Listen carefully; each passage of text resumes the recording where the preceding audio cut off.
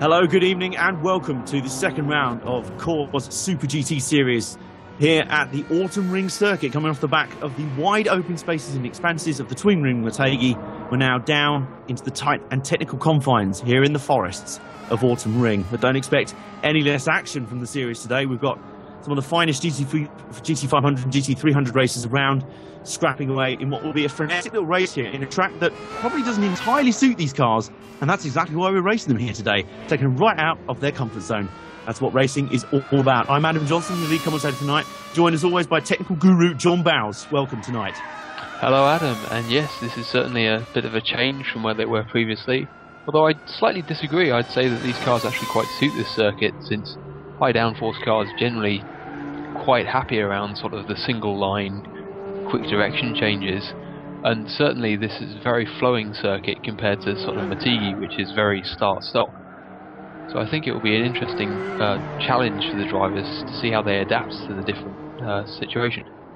That's very true, actually. This is the high downforce Super GT cars very much like quick changes, and obviously the high downforce gives them a high level of grip and manoeuvrability. These cars can switch and change direction faster than you can say GT500. There you go, he's already changed direction. We're watching TNR5 Ziggin at the moment in the 350Z, the winner of last week's race in Motegi.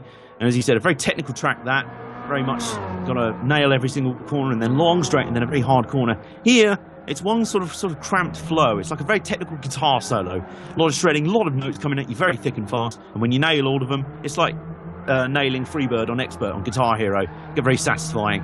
But as for actually racing on it, well, we'll see. I mean, in Motegi last week, we had all sorts of things contributing to a very close race in both categories. Strategy played its part. We had mistakes, we had gaffes, we had close racing throughout, and we had great battling, not least from this man here, Glenn Owls, who we're watching right now, as we're out in qualifying currently. Ziggin and Rebellion have picked up where they left off in Motegi at the moment. They are 1 and 2 in the GT500 class. Glenn Owls will have something to say about that. He wasn't that far away. Actually, it was RCB last week who was really challenging them in terms of pit strategy, and that Glenn Owls was up there as well until a late spin took him out of contention. He'll be looking to rectify that today. Daz and Future F1 are also along for the party in GT500. Meanwhile, in GT300, we have Philo, Etik, and Pfeffer, our contestants from last time out, as well as J1NK21 from Germany. I believe he's in the GT300 class as well, John. Correct me if I'm wrong. Yes, he is. He will be driving the Autobax Gaiara. I believe that's how it's pronounced anyway. Yes, the ASL Garaya, very unique little car. That's one of the sort of anomalies of Super GT racing that they do. They base their cars on production cars, obviously, except sometimes they don't. It's like you had the Honda HSV 010 concept, which was a concept car, never actually made, but they thought, hey, you know what? It's pretty fun. We'll put that in the series. Why not? So, and I believe the new NSX they've been running hasn't actually been built yet. But again, they thought, yeah, it's fun, it's interesting. Let's put it in the series. And the ASL Arta Garaya definitely falls into that category. And J1NK, we're looking to get the best out of it today, as we are about 4 minutes into qualifying right now. As I say, TNR Ziggin comfortably up top of the charts with a 1 minute 7.299. Well, I say comfortably, he's about half a second up on Glenn Owls at the moment in the Lexus. I believe that's the Lexus. Yes, it is. The Lexus SC430. Yeah. And then you've got TNR Rebellion in third with a 1 minute 08.542. And then Daz 89 fourth with 1 minute 9.4, but very early in this qualifying session. It is I believe it's a 15-minute session, am I correct? 15 or 30? Absolutely true, yes. 15 minutes. Yes, 15 minutes. So you've got enough time. I mean, the last race I commentated on was one of the VLN races over at the Nürburgring Nordschleife. I mean, you've basically got one full lap to survive, and then maybe a fast lap if you're fast enough.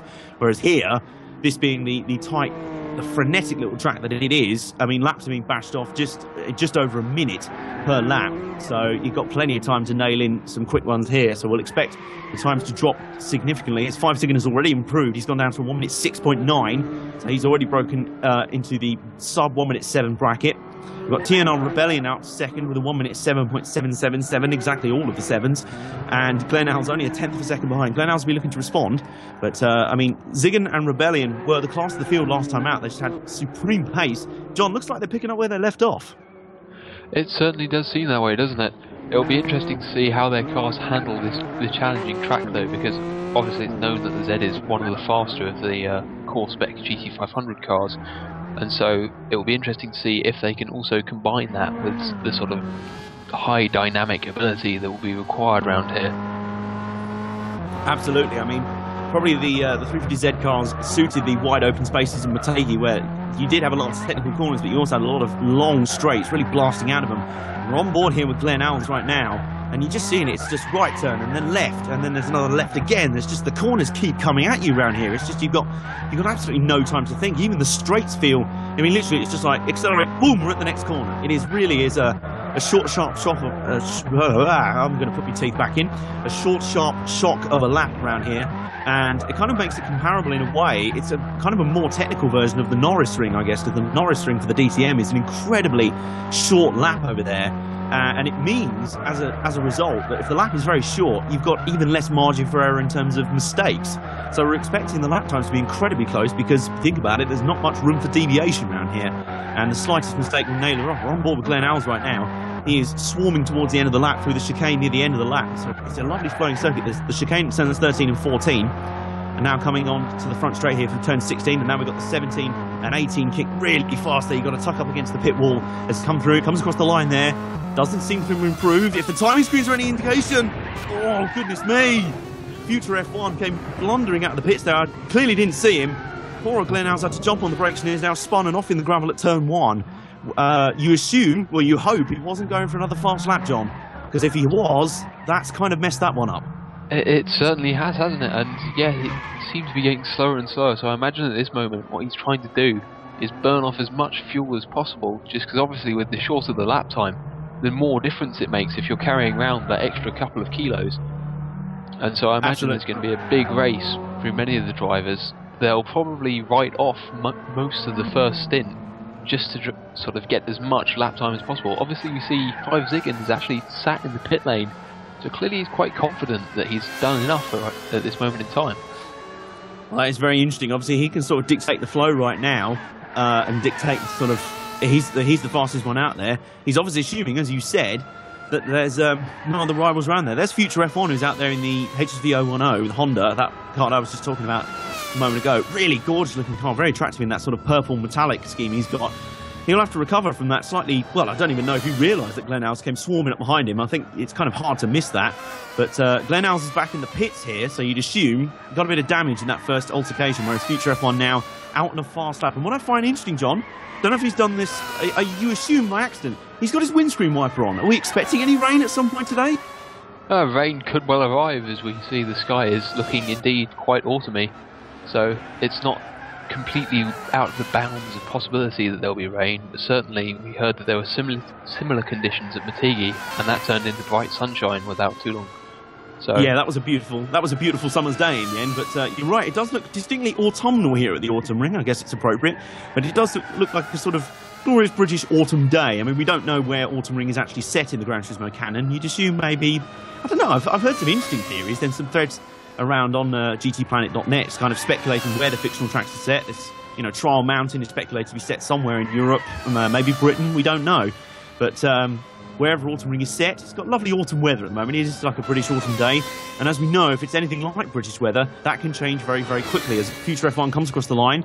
Still in fourth right now, so that fast lap did not improve things at the moment. But Ziggin, at the moment, having just looked at the timing screens, I can understand why he's still sat in the pits at the moment, relaxed. He is currently 0.8 of a second faster than anyone out there right now. He's 0.8 of a second quicker than TNR Rebellion, and he is currently the only car sub 1 minute 7 on a 1 minute 6.991. That is a sensational lap time, and you really can't blame him for just sitting in the pits and relaxing. And you feel like if someone does dare get near that, as Rebellion has just improved, he's gone down to 1 minute 7.4. That is still half a second down on Ziggin, so I don't think he's going to be feeling too threatened at the moment. Glen Alves is not improving either. He's having a tilt out on the track. Future F1 just put in a 1 minute 8.9, which was his personal best so far in the session. Rebellion obviously went green there, personal best on the last lap there. Glen Alves still on 1 minute 12, so he's probably out there now looking to set up a hot lap. He's probably come back out of the pits after that altercation with Future F1. Meanwhile, down in the GT300 class, they are currently only 3 seconds a lap shy of the GT500 class. So lap traffic here may be interesting because they don't seem to be that much quicker around the track. I mean, obviously the big difference between the GT500 and GT300 cars is in terms of raw horsepower. And at Motegi, that was no problem. You just wait for a straight and then belt on by, or at least wait for one of the faster corners. Here, John, traffic may be a bit of a bigger issue. Yes, I imagine it will be, and certainly with many of the GT300 cars actually being slightly lower weight than the GT500 cars, it will make it interesting, especially as the sort of tyre degradation goes up towards the end of the stint, as to whether the GT500 cars can actually do anything through the first good sector and a half. Yeah, it will be fascinating to see. I mean, obviously, traffic is probably the biggest issue, one of the most unique characteristics of endurance racing and sports car racing in general. That's why we all love it. Obviously, some people's eyes may be glued at the moment to a certain sports car race over in Brazil and a certain driver who's maybe won the odd race here and there, his final stint. We wish you all the best, Mr. Christensen, Mr. Le Mans. But anyway, eyes back here, as at the moment in GT300, as I mentioned, Etik is currently on pole in that class ahead of Philo and Pfeffer in the Mazda RX-7, really attractive car, that dark black car, the Aria Maya car, and J1NK, the rookie, in the Garaya, looking to just keep his head down at the moment. The German driver, obviously 4th out of 4 in the GT300 class, but I guess his aim today, just to finish. That's probably the best way to do it. If he is, John, I believe you said did you say this was his first start in core, or has he got previous experience? I believe it is. Certainly, I missed quite a lot of last year's WEC, so I may be completely incorrect on that. But as we see Pfeffer having a big spin towards the end of the lap. Yes, yeah, goodness me. Jink's first start. Yes, yeah, well, going back to that instant with Pfeffer, you saw him getting it all wrong coming through turn 17, the fast left-hander leading up towards the fast right-hander. He got wide, went through the grass there, understeered completely, went a little bit wide coming through turn 18, and with the wall so close as it was there, really unforgiving, and it just spat him out, chewed him up and spat him out. So if he was on a fast lap there, that's pretty much shot the fox in terms of that, as Glenn Owls is out on track now, and he is seriously on the pace. He's using all of the track and some bits that aren't track yet. He's kind of forging his own way around the track at the moment, but he has to find pace from somewhere to live with the two TNRs in front of him, TNR Ziggin and TNR Rebellion in front. He has got to find some pace from somewhere. With RCB out of the way, RCB not joining in the fun this weekend after pushing those boys so fast, so close last week. It's up to Glenn Owls to really try and take something off of Ziggin and Rebellion, otherwise this could be a two-horse race in GT500 class. Meanwhile, he's coming through near the end of the lap, and he has got Jink in front, Jink 21 in the Garaya. Is he going to catch him before the end of the lap? He's coming through turn 17 now, and up to turn 18. Well, he's going to get to the start-finish line and be able to pass there. There you go, very nice. As Glenn Owls comes across the line, doesn't seem to have improved, but he has put in a new personal best on the last lap at 1 minute 7.696. Meanwhile, Rebellion has also gone quicker himself at 1 minute 7.399. Meanwhile, Ziggin sits happily in the pits. His lap time still about 4/10 quicker than anyone else out on the track. John, he's looking comfortable. As we're coming up towards a minute to go in this session, really, someone's off track in turn 1. It's our map here on the timing screen is telling us. But I'll tell you what, I think it's going to take something really special to knock Ziggin off that pole position. Meanwhile, down in GT300 class, things are a little bit closer.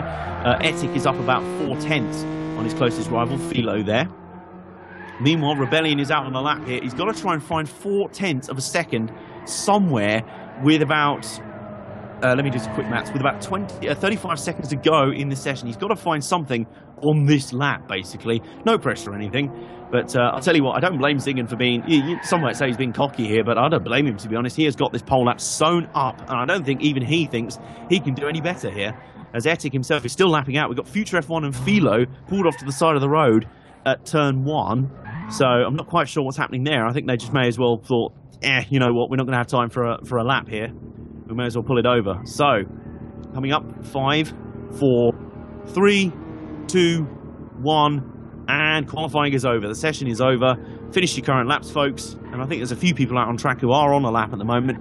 But it looks to me, on the provisional list, that Ziggin has taken a comfortable pole here. I mean, he was up nearly a second at one point over his nearest competitor, and they trimmed that in the end. And Glenn Owls has gone a personal best on that last lap of 1:7.477. Still not enough, though. TNR Ziggin claims a dominant pole here for round 2 of the Core Super GT at the Autumn Ring track. Really, really strong performance there in qualifying, John. I'll tell you what, some impressive performances there. Yes, indeed, there certainly were, and We saw Rebellion, who you commented was on lap then, unfortunately not managing to better his own personal best, but certainly Glenn really cutting down the time and almost claiming second on the grid. Future F1 a little way back again in the HSV, and Daz further back again in the GTR.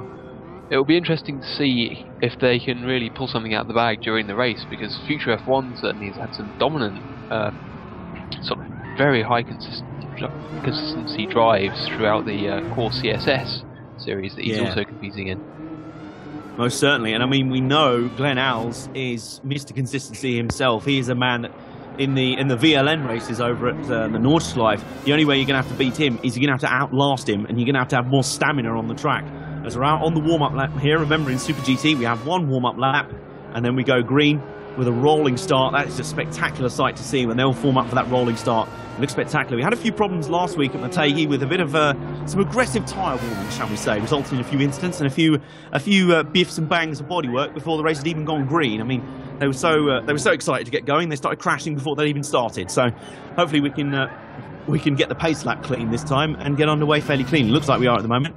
Doesn't look like there's much mad swaying to and fro as they line up then. TNR Ziggin on the front row with TNR Rebellion alongside. It is Deja Vu from last week. That's how they finished last week at Motegi. That's how they line up here. Glenn Alls in third. Had such an impressive performance over in the VLN round one with Future F1 alongside in that distinctive HSV Honda.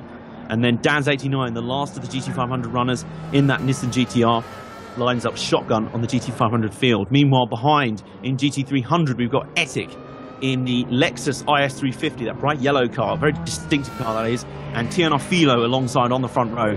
And then on row 2, the final row of the GT300 grid, we've got Pfeffer, who was very quick but a bit inconsistent last week, just faded out of contention at the last. And then Jink in his first start in the core Super GT, and we think in core racing altogether, he'll look to keep his head down and get a nice solid finish out of this one. So here we go, coming through turn 16, now up to the turn 17 kink. They're all bunched together, this is really tight. And Future F1 just needs to try and find his position on the grid. He was the wrong side of Glenn Alls for a second there. Here we go, they're all lined up, they're all ready to go. Let's bring the noise, shall we? And away we go. Lights are out and we're down and away. Ziggin gets an impervious start and Rebellion is happy to tuck him behind. Meanwhile, Glenn Alls and Future F1 are going to fight the issue through turn 1 there. We've had someone crash off the start, someone making a mistake before they even got to the first turn. Something's happened there. Glenn Alls has lost third to Future F1 as well, as they swarm through the early complex here, the early chicanes, through turns 5, 6, 7, now to turn 8, onto the start-finish straight for the mini circuit, the short circuit here, and he's up to third. Future F1 mixing it up early. This is a good scrap. They go down to the hairpin at turn 9, that is, and then down the hill towards turn 10. An incredibly technical little circuit. As I said, there really is no breathing room around here, no room for manoeuvre. Glenn Alls with a lurid slide through there, through turn 11. He is really hunting down, but I tell you what, Future F1 off the start, John, has come alive. He really has, hasn't he? He got a fantastic jump, and it does. Oh, as we watch Glenn Alls' Lexus again, very oversteering on the power there, coming out of that long left-hander. Certainly, it seems like that HSV really got the jump, and that possibly Glenn's car just doesn't quite have the differential that makes him happy on the power there.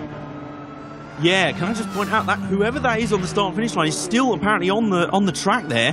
The field are going by. You can see it on the map. I don't know who that is. I believe that's Jink. It's Jink. He's pulled up to the side of the road. He's sort of pointing at an angle on the opposite side of the track to the pit exit. He's sort of perpendicular there. Not entirely sure what's gone on there. There was me thinking. As far as I'm aware, he didn't actually take part in the pace lap either, so I don't really know what's happening with him. But certainly, as we cut back to the GT300 fight, it seems like they're perfectly happy to get on without him. As we see Etik once again hustling Pfeffer there.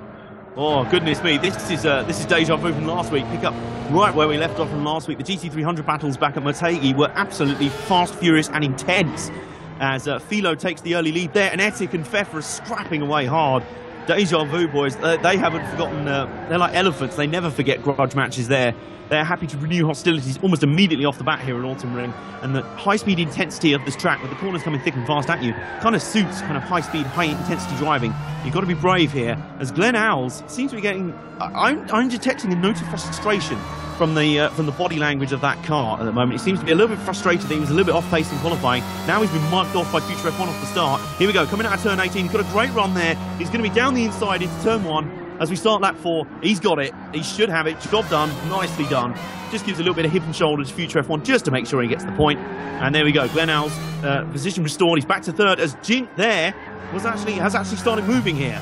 So just disrupting Glenelg's a little bit. Now Future F1 is on the outside as they come around turn 8. You can't do that, but he has. Oh, that's no, contact. He hasn't. And now Glenelg's is off. Oh, this is a disaster. This is a disaster. They went side by side through turn 8. Future F1 somehow hung on the outside, and then he got loose in the grass, slid and collided with Glenelg's. He spun. Glenelg's then basically straight lined off the track at turn 9 and hit the barrier as well. So the 3rd and 4th place runners hitting trouble early on. Those two were scrapping it out fast and furious there. And I guess, John, if they were going that hard, if you're trying to go around the outside 4 laps into an hour-and-a-half race, that's kind of the result you're going to get, really. It does make you wonder, doesn't it? And certainly that seemed like that was, well, as we talked about the flowing nature of the circuit, that seemed to happen actually coming out of turn 3, where they came across Jink into the entrance of 4. That then slowed Glenn down enough that it gave Future that run. And certainly around the outside of 8, it's hard to be sure what happened, but it may be that Glenn's car gave Future a bit of a shoulder barge onto the grass there, which caused him to spin back into Glenelg's. Or an alternative theory, maybe Glenelg's just didn't expect him to be around the outside. That's really, if there's any sort of overtaking spots on this track, round the outside at turn 8 is pretty low on that list, I'd say. It's an incredibly ballsy move. Excuse me, and it came very close to working. As I say, it looked to me like Future F1 went round the outside. They got a little bit wide, wheel spun on the rumble strip and the grass coming out of the corner, slid, spun, contacted with Glenelg's, and that put Glenelg's off at turn 9 at the end of the straight. He basically completely missed his braking point, so you'd assume damage for both. As Jink is now in the pits, I have a funny feeling he may well be down on practice here. He really he struggled here. He's missed the start completely, then rejoined, nearly, we think, caused an incident in the GT500 class, and he's ducked into the pits here. This is a baptism of fire here for the German driver in the Garai. We hope to see him back out on the track. He's already a few laps down here, so hopefully he will return to the track and maybe complete the race and just, get a finish under his belt. But certainly, this has been a baptism of fire for the driver. From Germany is Ethic. Go on. I was about to say absolutely, and especially if you compare him to this GT300 battle we see here, and as you said, we saw absolutely the entire way through the race at Matigi. Certainly this is probably one of the closest fights I've seen that has gone on the longest, and these drivers clearly are all right up there as far as ability goes, so it really is a tough crowd to sort of try and break into. Oh yeah, absolutely. I mean, we just saw as they went across the line, we're on board with Philo here. Etic, as they go through turn 8 there. And this is quite bizarre. With the incidents that's happened in the GT500 class, the leader of GT300, Philo, is now up to 4th overall. This is quite incredible. Future F1 is in 3rd. Glenelg's and Daz89 are both pitted, so I don't know if Daz89 had an issue as well. They've both pitted and dropped back behind Pfeffer at the tail of the GT300 class. As we see, Jink is out on the track here. He rejoined just there, and he's now tucked in behind the GT300 runners, obviously a few laps down. He's 4 laps down right now. So maybe he timed that to perfection, John. Maybe he just thought, you know what, come in the pits and then time my exit just so I can tuck in behind the GT300 runners, see if I can learn any tricks. So at the moment, it'd be hard pressed to do it. At the moment, he's just got to try and keep up, because the GT300 boys, this is like watching a United Sports Car race in the GT Le Mans or GTD division. With obviously in that series, balance of performance is a big issue, where they balance the cars so evenly that they can't get away from each other, but sometimes they can't overtake, so they spend like 6-9 hour races just nose to tail with each other. But here, there must be a little bit of BOP going on, obviously, but here it's unbelievable. These three are just so evenly matched. I mean, a little mistake has dropped Pfeffer a bit back. He's about 3 or 4 seconds down on Etic in second, but Etic is just swarming the back bumper of Philo. Is that the Toyota or a Subaru BRZ? Subaru BRZ, I believe it is. The BRZ, very attractive car that is as well, very nice. The metallic blue version that runs in the real life GT300 series is very attractive indeed. At the moment, Etic in that Lexus, a very unlikely looking GT car, isn't it? The Lexus IS350. By all intents and purposes, it's an executive businessman mobile. And Jink has quit the race. Jink is bailed out. I think maybe he's just thought, you know what, I totally underestimated how tough this one would be. I'm going to get out of here before I get in anyone else's way, which is admirable in a way, I guess, in one of his few fast laps. He did manage to it's unfair to blame that incident on him, but it totally wasn't. But I think it was a bit of a rabbit caught in the headlights out there, so we hope to see him back in the series at some point with a bit more practice under his belt as the battle continues in GT300 between Philo and Etic. You're not missing anything up front, by the way. In GT500, Ziggin leads Rebellion comfortably there ahead of Future F1. And they are the top 3 in GT500. And then you've got Philo and Etic battling for 4th and 5th overall and 1st in class. This is quite incredible. I mean, I don't know if it's ever happened before. Have we ever had a scenario where enough people have dropped out in GT500 or had problems that a GT300 has had an overall podium? Have we ever had that situation, John? Oh, well, we haven't in core because this is the second race in, well, basically the first championship that we've run in Super GT. Of course, yes. Sorry, my mistake. But certainly in WEC, I think we've come close to having GT cars on the podium overall. Must be. Go on. Oh, well, I was about to say from just very high attrition, and we've even seen that in real life in sort of the late 90s, 2000s in the US. I believe it was a Viper that won the 24 Hours of Daytona. Yes, and I believe Corvette won it overall at one point as well. The same year they introduced the Marmite Daytona prototypes. You really do either love or hate those things, judging by fan reactions online. But yes, no, that has happened before in real life as well. I've remembered a few times in the ALMS, because there was quite small car counts in the prototype class. Sometimes you would have GT, or as they're now called GTLM cars, hitting the podium, or at least in the top 5. That was quite fascinating up there. I remember for a little while there was a bizarre scenario in GT1 where the only competitors in that field were the 2 Corvettes. So literally, that was all that field was, excuse me. As now, Glenn Alves is looking to rectify that situation. He's coming up behind Pfeffer here in the GT300 class. This is a battleable position, which he completes very efficiently at turn 8, which is where he had so much trouble last time. So he easily sweeps by there. He gets a great launch off the corner using the power of the GT500 cars. That's probably a clue of where they will be so strong today and how they will lap traffic. But that's the bizarre thing with him. This isn't him lapping this field. This is him for position, where he hit that trouble before. Daz89 still rooted in last place overall now with the retirement of Jink. So he's still in 8th at the moment. I'm not sure where entirely he is, but surely he'll be coming up behind Pfeffer as Glenn Alves is swarming up behind this lead battle in GT300 between Etik and Philo. Will he be a decisive factor? Let's find out. But I tell you what, wouldn't really want to be in his shoes, trying to fight back, trying to get something out of this race, and you've now got to somehow try and negotiate your way past the 2 contenders in GT300 who are scrapping like wild stags at the moment. They are rutting at the moment all over the track. He kind of goes around the outside coming out of turn 18 and will look to go round. Has got the move done down the front pit straight before they come to turn 1.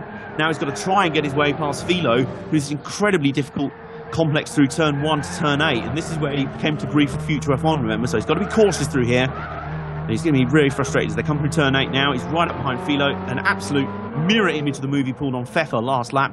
Very nice, very clean. So Glenn Alves, well done there, top marks for you. You're coming back in this one. You must be pretty frustrated after that early stint, after that early incident, but he is catching up, and I don't know if revenge is entirely on his mind, as he runs a little bit wide there out of turn 11, I think that was. And as they come down under the bridge here, down into the long looping section at turn 12, where the track loops under itself, kind of like those old Scalextric tracks you used to build when you were a kid. They always seem to have a sort of loop-de-loop section. I wish more real-world racetracks had that. I know Suzuka does, which I'm sure, correct me if I'm wrong, John, we will be visiting in the Super GT series later this season. Oh, we will, absolutely. Well, it evades me at this moment in time which round it is, but I believe it's towards the end of the series, maybe round 7? Yes, I think any Super GT series, it has to visit Suzuka at some point. That is the law. I mean, that is the site of its most prestigious race in real life, the Suzuka 1000, which Radio Le Mans historically covered for the first time this year, completely improv as well. It was quite funny. There was an announcement about 6 hours before the race saying, yeah, we basically set up a laptop in our rooms, in our office, and we've got some basic stream together, and we're going to commentate on the race. So, yeah, but it was top marks for those guys for the Suzuka, bringing the Suzuka 1000. Many years who maybe have not been able to keep up with it over the last few years. It is notoriously difficult to follow Japanese motorsport in real life, here in the UK especially, but it's well worth following because it is very entertaining, as you're seeing right now in Super GT racing here in the Core League. Meanwhile, Etik continues to shadow Philo. That is the best battle out on the track. As far as we know, the lead, there really isn't a battle for the lead. Ziggin has managed to gap Rebellion up front, and Future F1 has kind of dropped away a little bit from those, I think. As well, as I say, the best battle on the track is really starting to heat up now. Someone's just clicked up the gas switch on the oven. It's just going up from warm maybe to a little bit hot. It's not quite at 11 yet, but trust me, it's only a matter of time. Philo is coming under more and more intense pressure from that big yellow Lexus in his mirrors as they come through the quick left-right kink at turn 17 and turn 18. Probably my favourite part of this track, I have to say. John, you got a personal favourite part of this track? Personally, for me, it's almost the entirety of the first sector from sort of turn 2 onwards to about turn 8 is just very exciting in the way that it sort of flows left to right. And certainly if you get the entry to that right, then it really sets you up for a good run through those corners, and you can gain a huge amount of time. It really is one of those kind of sections of track where you have to nail it right at the start. If you make one mistake at the start, you're screwed for about the next 5 or 6 corners. But if you nail it, ooh, it's satisfying to pull off. It really is very satisfying to nail a good lap round here. It's one of those tracks, and it's proof that this track is a really quality track to drive, really fun track to drive, and a really fun track to watch people racing on. I could watch people just doing laps here all day. Fortunately, we also have a really good battle to watch here between Philo and Etik. Go on, it sounded like you were going to say something there. Oh, I was just going to say that obviously the trade-off of that is that because it's a single line, it means that you can't actually pass people when you do catch them. So, especially with traffic, you really need to have that good luck where you can sort of be far enough behind them that you can gain on them, as we saw Glenn Alls do, and sort of then pass them in between turn 8 and turn 9. Whereas as we saw his second lap round where he got trapped behind Philo, he really lost a lot of time then compared to the other cars, as I do believe we've just seen a bit of rain on the screen. Yes, well spotted. Rain's here, and rain's here to play, and this has just added a new spicy element to proceedings out here today, as we saw in the race 1 of VLN round 1. As soon as the rain came to town, the established order of pace was completely, well, the form book was completely ripped up and thrown out the window. And, oh goodness me, I'll tell you what, Etik is starting to get into it with Philo here. That was a little bit too aggressive coming through the turn 9 hairpin, just made a little bit of contact there, twitched the nose out, and he's dropped back a little bit now. So Philo obviously starting to feel the pressure coming on from behind, but Etik still unable to make a way round. Might I suggest, gentlemen, you may want to be a little bit patient, because the whole dynamic of this race could be about to change drastically. The rain is coming down in such a way that I think it's going to... I don't know if we know exact weather details for today, John, but that rain looks to me like it's going to start making the track seriously wet after not too long. It is looking particularly heavy, isn't it? And certainly if the rain does come down, it should be thick and fast. Certainly it will open stuff up as far as strategy goes, because obviously the longer you can stay out on the soft tyres, generally the quicker you will be. But obviously if you stay out that one lap too long and you lose control, you lose boatloads of time compared to the cars that have come in earlier. Yep. Oh, goodness me. Here we go. We've got it. Well, the battle for GT300 lead has just been enlivened by the presence of the leaders overall. They've just turned up to play as well, as DNR Zigan is almost bump drafting Etik through the first sector there. I'm not entirely sure NASCAR-style tandem drafting around here is entirely the right strategy, as he finally blasts down the straightaway between turn 8 and 9 and clears Etik.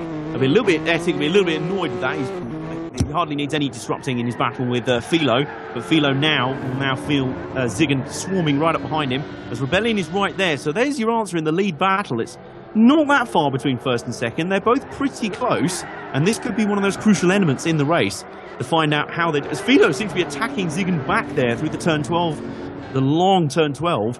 I wouldn't quite recommend that. There's no need to get involved in battles that aren't your doing, as Rebellion has also cleared Philo here. And the lead battle overall continues. So there's your answer there. Zigan and Rebellion pretty much picking up exactly where they left off at Motegi. They're still definitely in touching distance, and the smallest mistake could change the entire outcome of this race. As I said before, we saw this at VLN Round 1, Race 1, when the rain turned up after about 30 minutes. We thought Mem289 would be the dominant driver of that race. He'd just be absolutely crushing all comers on raw pace, and indeed he proved that in Race 2. And we also thought Pikey Mikey would be storming in the dry. Those two were certainly the fastest drivers in the dry. Then the rain came down, and suddenly out of nowhere we had some completely new players come into the front and swarming away with the strongest rain pace. And the previous favourites struggled to adapt to the wet conditions. So, excuse me, I do wonder if we'll have something similar out here today. I mean, in the GT300 class, where you can still throw a blanket over the entire field here, you've got Philo. Now Etik is right up behind Philo again. Basically, they've got magnets attached to the front and back bumpers of those cars. He can't get rid of them for more than 5 seconds, I think, as Etik was taking a look up the inside into turn 12, but Philo just closes off, but he slows him up through there. He stalls him through. It's a bit slow. Etik looking to the inside, coming off the corner, but coming up towards turn 13 and 14, that's really not an overtaking opportunity at all. I never buy the excuse that tracks are tough to overtake on. That's why there isn't any overtaking. Come on, you're race car drivers, that's what you're supposed to do. Find a way around the guy in front of you and beat him. But granted, that is one area of the track we really can't overtake. But this is where Etik has been pretty good through the turn 17 and 18 complex. Down onto the start-finish line, coming up towards turn 1 again. He's tucked in behind Philo. Was looking for some sort of advantage, won't get it. Philo goes late on the brakes there. Gets a little bit sideways though, put 2 wheels on the rumble strip. And this is where Etik is having a look up the inside in turn 2. Again, not an overtaking manoeuvre. And we saw Future F1 and Glenn Alls come to grief here. They're side by side through the chicane complex section. Ettig has switched back and will be on the inside for turn 8. And he makes it stick. And we have had our first lead change in GT300. Ettig finally to the lead, but Philo straight back, looking around the outside at turn 9. Again, not really an overtaking spot I'd recommend. And meanwhile, while these two are at play, the rain meter has gone up to 3%, and Pfeffer has joined the party. He has, absolutely, hasn't he? And certainly... Sorry, pardon me. He certainly has joined the party. Also, you see Philo go very wide into turn 12 there. Yeah, it looks like he's recovered fine, so just a couple of wheels on the grass, but a scary moment, certainly. And yeah, it does make you wonder how quickly the rain is going to keep coming now, up to 5-6% now, I believe. So we see Philo in the pits, so it's, I don't know if he's sustained damage or if he's just getting his tyres on soon. Well, goodness me, this is threatening to change the entire dynamic of the race here, as we figured it would. Rain meter is now creeping up quick and very quickly, now up to 7%. Now, my memory's not this great. John, remind me, what are the optimum percentages? What percentages are you looking for before you start moving up the tyre classes? So, for example, what percentage would they be looking for before they start considering inters and then wets? It really it's just gone up to 9%. It really depends how you're racing. Basically, on slick tyres, you probably won't notice the rain at all until it gets to about 10%. So about now, you'll start to really feel the car pushing wide on corners, and certainly under traction it will be slightly squirrely. At about 25% is when you can start to get away with getting equivalent lap times on intermediate tyres compared to the slicks. But you can drive on the slicks until about 37%, 40%. So as we see both leaders in the pits in GT500. Yes, very interesting. Now I wonder around here on such a technical track, you say you were able to get away with slick tyres up until 37%. Pfeffer also in. I think these guys going, you know what, we could get away with slicks for a bit longer. Sod it. This only looks like it's going to get harder and harder and wetter. It's now up to 15%, so maybe time to throw on some inters. I think inters now are at the very minimum. Future F1 also in. I think, and now it's up to 16%. It's only getting harder out there. It is really starting to come down out there. 17%. It is going up in front of my very eyes. Literally, it is the moisture meter in the top left corner of my screen is going up now up to 18%. Philo running wide there. Goodness me. You think he wouldn't have put slicks on that pit stop, but the way his car's behaving, I'm not entirely sure, you know. But maybe he's just on cold inters, maybe he's struggling to adjust here, but he comes out here. Where are the GT300 guys? Where are they? Is Ettig still on track? Has he pitted for inters yet? Because we know Pfeffer has, and Pfeffer is still up the road from Philo at the moment. Philo obviously had some trouble. And he's not that far up the road, you know. He's only a few corners away. Ettig, we assume, still on track, has yet to pit. But goodness me, it's now up to 23%. Surely it's this time around, or he may as well kiss goodbye any chances he's got in this race, John. Oh, imagine so, yes. And certainly, since it doesn't seem to be abating anytime soon, then going to inters is the way to go. The offset, he has in fact come in. I was about to say the offset of this is that if you can hold out to about 50% is then when rain tyres can really start to overlap the intermediates. I was going to ask when would anyone gamble now going straight to rain tyres, because we saw that work partially over in the VLN, but you wonder whether it is worth taking the pain of a few poor laps on rain tyres and save yourself a second pit stop to go from dry to inter and then inter to wet. Maybe that's a strategy that will work. Who can say? Probably need more information about the lap times on each to really judge it, but certainly with how quickly the rain is going up, it won't be more than a couple of laps now before they will start to think about wet tyres.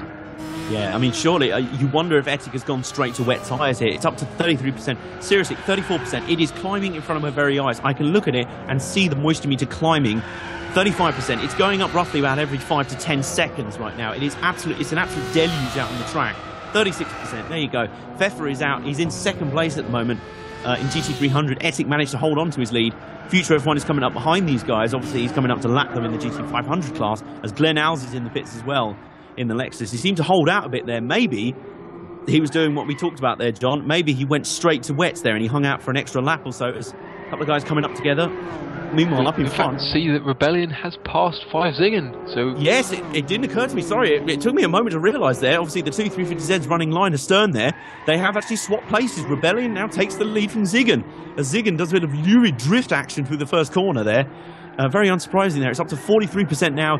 Guys, you need to get those wet tyres out if you haven't already, because this certainly isn't drying up. It's certainly not going to level out at any time. We're going full wets here, boys and girls. This is going to be entertaining here as Rebellion and Ziggin are starting to go at it here. Maybe this is proving me correct in what I said earlier, in that maybe Ziggin has been the fastest by miles out here today in the dry. Perhaps he lacks a little bit in the wet compared to Rebellion. As Rebellion now go down through turn 10. Both of those 350Zs are sideways through every corner. Goodness me. You sure that this isn't a D1 Grand Prix out here? You sure this is a Super GT race? Someone gets Shane Van Gisbergen on the phone. He'd be loving watching this. As Rebellion runs a little bit wide going into the long turn 12, the long left-hander, as the track crosses under itself and then goes back over itself. And 5 Ziggin is right behind. This is like watching a rallycross race out there, because at the moment you can be right behind someone looking for a pass, but because you're so sideways yourself, it's not that easy to say, as both cars just about slide into the pit lane. We've seen them pit already. That must have been for intermediates, and this now, you'd think, John, is for full wets.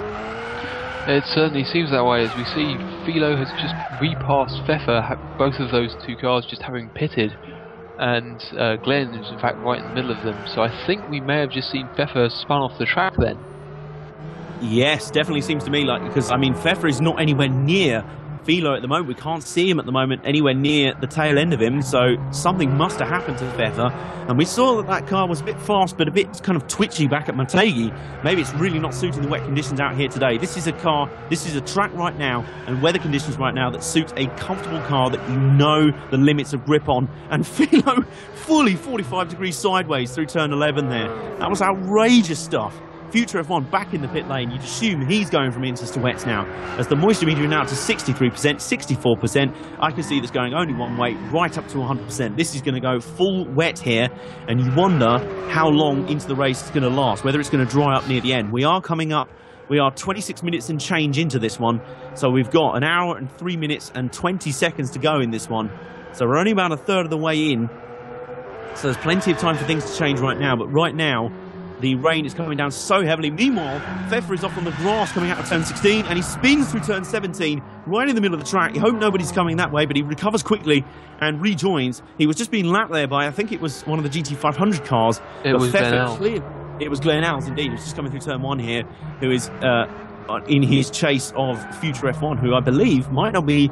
No, he's about 10 or 20 seconds up the road, I think, but he's not that far ahead. Now remember, Glenn Els was next to Impervious in the wet conditions. Oh my word! Goodness me! Just as I say that, he was fully on the steering lock through turn 7, and he's now had a massive slide out of turn 8, rumbled over the gravel down the straightaway, down the grass. Oh, when guys are going sideways down the straight, you know, and he's on the steering lock again through turn 9. Goodness me! I was just about to say he was next to Impervious in his GTR in VLN Race 1 when the rain conditions swept through the track and made everything, well, took all semblance of grip away. At the moment, clearly, his Lexus not enjoying the same levels of comfortable grip out here, because he is pretty much on the steering lock stopped through every single corner. His brakes nearly gone straight on at turn 12. This is a car that is really struggling to adapt to these conditions, but knowing Glenn Els as we do, it won't be that long before he's back into a rhythm, you think. You'd certainly have to hope, wouldn't you? I spoke to him actually after the Motegi race, where he did comment that he felt that he ran far too much downforce on the car there. So it's possible that he thought that there wouldn't be rain again today, and that he has in fact balanced the car to work or better in the dry with slightly less downforce, which will really be hurting him if he has gone that way in the wet. I was going to say, it looks to me like the car is lacking mechanical and aero grip at the moment. It's sliding all over the place. Pfeffer back in the pit lane as well. This is really going to hurt his chances. Clearly having some issues there. Rebellion back in the pit lane as well. This is very interesting. So we're up to 90% here in terms of moisture and that. Meanwhile, Ziggin still out on the track. So you think Ziggin, who had fallen back 10 seconds here. So Ziggin is coming through here and will surely retake the lead. Rebellion is in the pit lane. We don't know what... he's made 3 pit stops now. Surely, you're not telling me that there was some sort of gaff on the last pit stop and they put the wrong tyres on. I'm not buying that for a second, especially seeing as Rebellion was going so quickly. I'm not quite sure what is happening here. Maybe this is some sort of bold strategy move in terms of fueling, because Rebellion is back out now. He's back out on the track. Pfeffer is still in the pits here. Rebellion just slices up the inside of the lap car of Etik, who still leads in GT300 and has a fairly comfortable lead now over Philo. The rain has really dispersed those three campaigners here. Rebellion's back through. John, any idea what could have been going on with that pit stop? Maybe I can only speculate some damage somewhere, although he was leading fairly comfortably, so you'd imagine either damage or some sort of bold strategy move. Yeah, I would definitely suggest damage over strategy. Certainly, as we've seen, the GT500 car, as we have demonstrated there by an enormous slide from Rebellion coming out turn 9, they all seem to be right on the knife edge, and with all the walls so close and with only grass separating the track from them rather than gravel, it must be very easy to put the car in the wall. So that's all I can imagine has happened as he was just pushing too hard. My word, yeah, you're being absolutely proven right there. We've got Rebellion here on our screens. I swear to God, he was almost 90 degrees through a few of those corners there, slid right down on the straightaway. And with all the elevation changes here as well, this is a tricky and technical enough track as it is. The steering wheel is barely facing in a straight line for much of this track anyway, much of this lap. So in the rain, that is just exacerbated here. So Rebellion, having taken the lead in the wet conditions and looks to be romping away, had a 10-second lead over Ziggin, had to pit again, handed the lead back to Ziggin. And we think that it's now, the gap has now swung back the other way. We are on 100% moisture at the moment on the track, which will surprise no one. And at the moment, well, there's some sort of glitch on the timer screen, which currently says Ziggin and Rebellion are -1 lap as a gap at the moment. But I'm going to guesstimate here. I believe we're being shown the gap from Etik. Ah, that explains a lot. That explains a lot. Yes, I was going to say that somehow they're -1 lap ahead of each other or something. I wasn't quite sure for a second there, but yes, no, you're entirely correct. It'll be interesting to see what the gap is between those two right now, because I'd imagine Ziggin has gone out to about a 20-second lead now. Someone is in the pits here. That's Daz89 who's just hit the pits. Pfeffer is still in the pit lane as well, so his race is basically over here. Maybe he's just gone, you know what, this car is just not doing it out here today. I've had enough. Although, literally, I can't imagine he would have got that much damage that would facilitate nearly 3 or 4 laps worth of repair. I mean, he's still sat in the pit lane. Daz89 currently pitting as well, so clearly he's had a very tough day out there today. He is still down in 7th behind the GT300 runners, who at the moment it's between Etik and Philo in that class. Ziggin is currently 13 seconds up on Rebellion in the battle for the lead, with Future F1 46 seconds behind. Everyone else a lap down, including Glenn Alls in 4th. So those guys have got a fight back on their hands here. Let's compare lap times right now.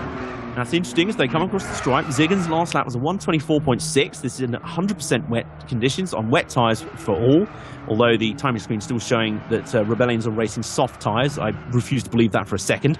Rebellion's last lap was a 1:24.182, which is about half a second quicker than Ziggin. And there's been an incident in the short shoot between turns 8 and 9. That will not help Ziggin's campaign at all, because I think, was that Daz89 or Glenn Alls? That did look like a GTR, yes.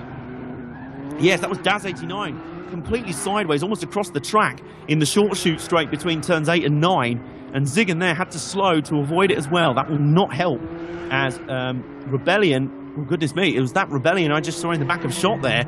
Rebellion has, I think, closed up very quickly here.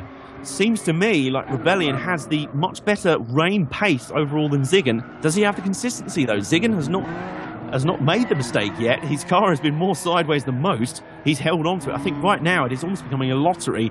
It's not just a case, it's like the Le Mans 24 hours this year. It's not a case of the guy who doesn't make any mistakes wins. It's the car who makes the least amount of mistakes and has the least amount of problems.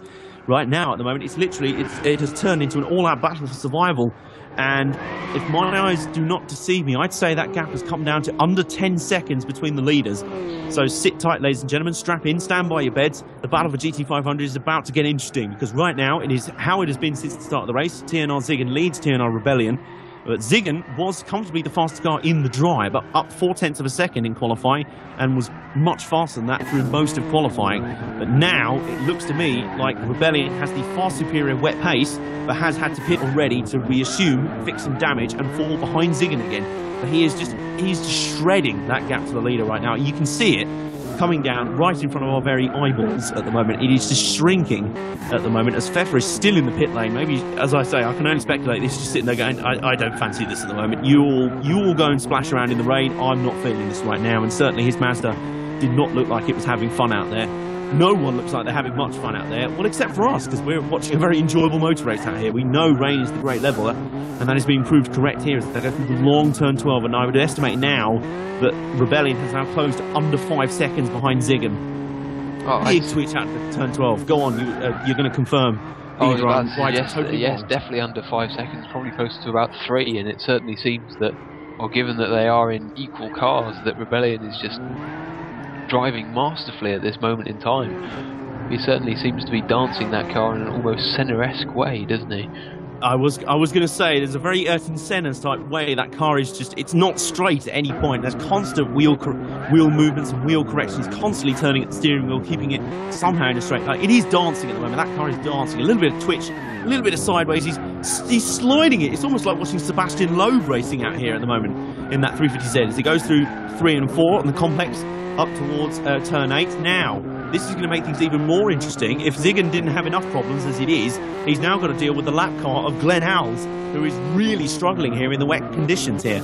He has really lost all semblance of pace right now, and we assume he's running a lower downforce setup, and that's completely backfired on him. And now Ziggin has somehow got to find a way around him and got to find his way through the spray.